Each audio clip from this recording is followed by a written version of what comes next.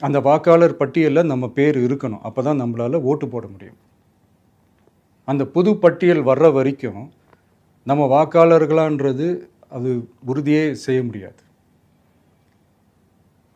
In case அந்த புது பட்டியலில் நம்ம பேர் இல்லைன்னா அது ஒரு தனி ப்ராசஸ், அது ஒரு தனி ஃபார்ம், அது ஒரு தனி கிளைம்ன்ற மாதிரி அது ஒரு வேறு வேலை.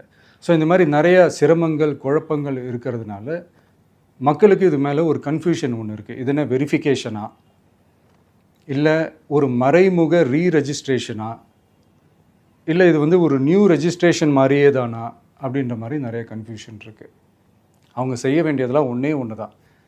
இந்த மாதிரி வீடு வீடாக போய் அந்த என்யூமரேஷன் ஃபார்ம் நம்ம ஃபில்அப் பண்ணி கொடுக்கும்போது அதுக்கான அக்னாலேஜ்மெண்ட்டை அந்த பிஎல்ஓ அந்த ஆஃபீஸர்கிட்ட இருந்து நீங்கள் வாங்கிக்கணும். அது ரொம்ப ரொம்ப முக்கியம்.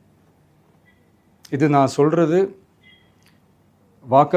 வாக்காளர் பட்டியலில் ஆல்ரெடி உங்கள் பேர் இருக்கிறவங்களுக்கு நான் சொல்கிறேன்.